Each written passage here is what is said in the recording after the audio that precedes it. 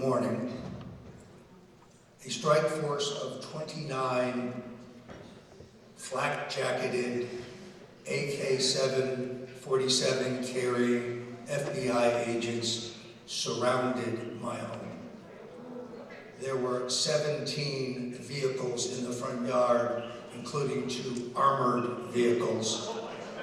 There was a helicopter overhead.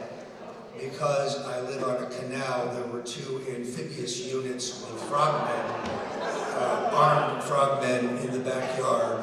My home was entirely surrounded by FBI agents. We'll get there. They justify this by saying that I am a flight risk and that I might have destroyed evidence. I'm 66 years old.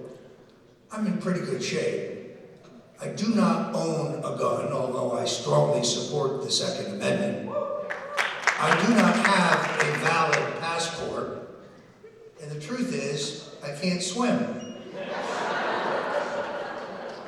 The fact that the court granted me a $260,000 surety bond, meaning I was released on my own signature, putting up no money, indicates that neither the court nor the government believed that I really was a flight risk. I was opened the door to banging of a man shouting, "FBI, we have a warrant," opened the door, looking down the barrel of 2 assault weapons pointed at my chest. I was wearing a Roger Stone Did Nothing Wrong t-shirt.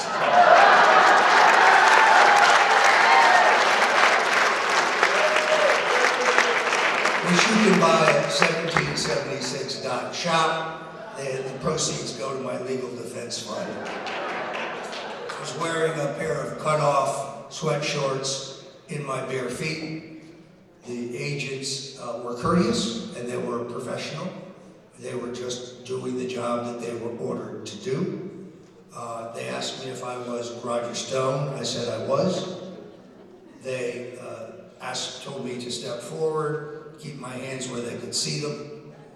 They then told me to put my hands behind my back. I was handcuffed and frog marched out to the street. They asked me who else was in the house.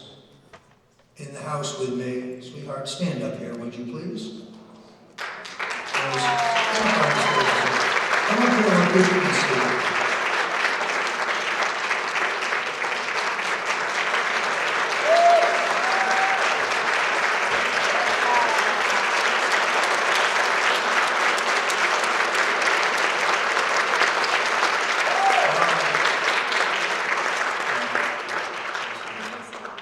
My wife, Nydia, was in the second-story bedroom.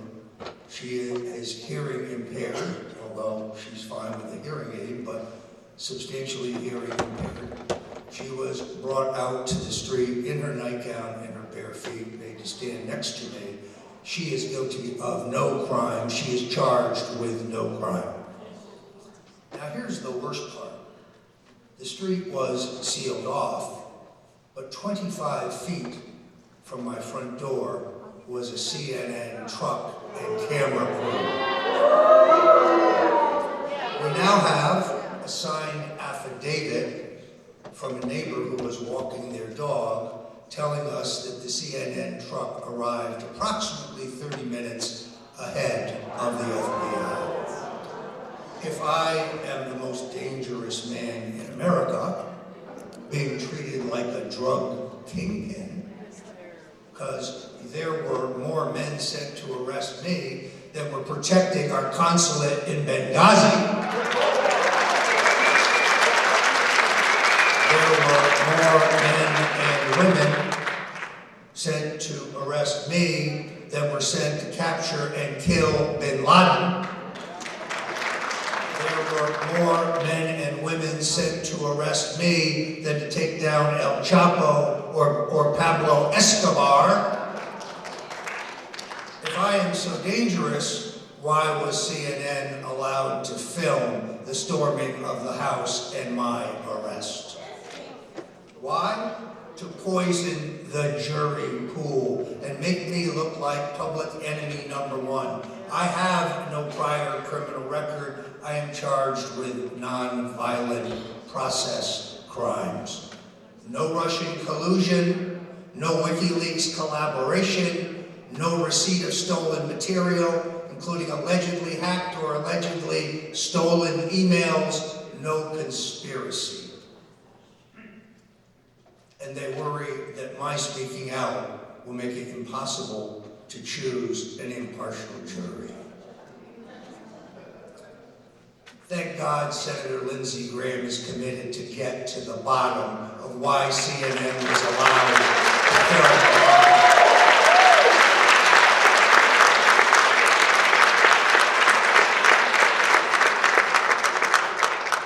As I said, I'm not going to discuss the specifics of the case. I think it would be inappropriate, and I will leave that for the courtroom.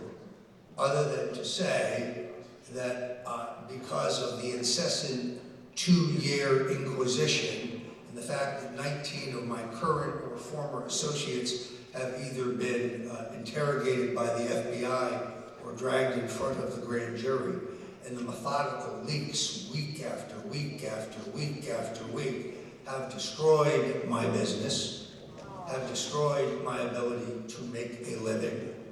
In December, I lost my health and life insurance, not being able to pay the premiums anymore.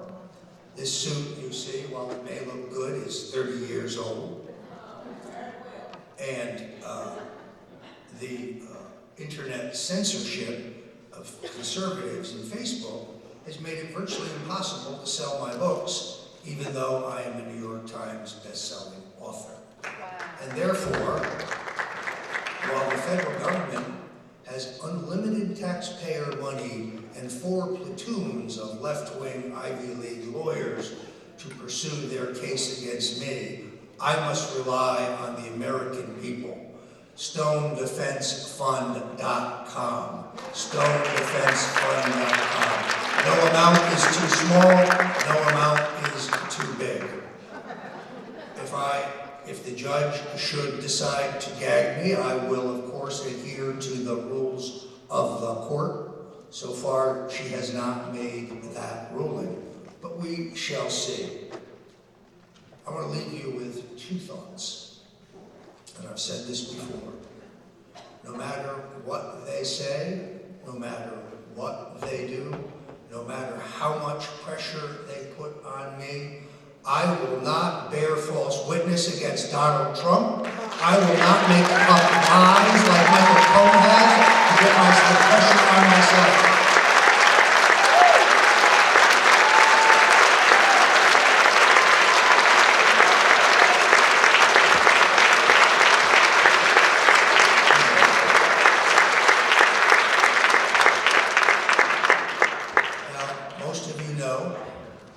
That I have a tattoo of Richard Nixon on my back.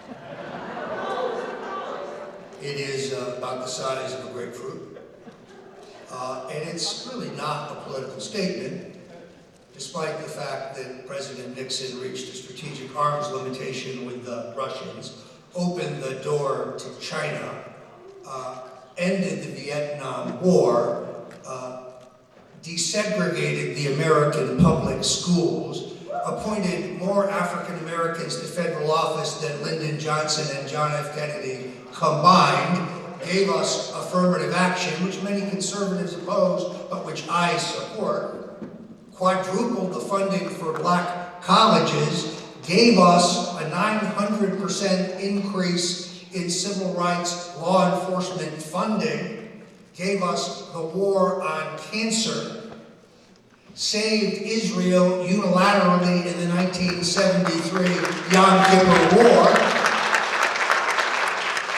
We also made egregious mistakes. My reverence for Richard Nixon is based on his resilience, on his persistence. Because, as he said, A man is not finished when he is defeated. He is only finished when he quits. Ladies and gentlemen, I will never quit.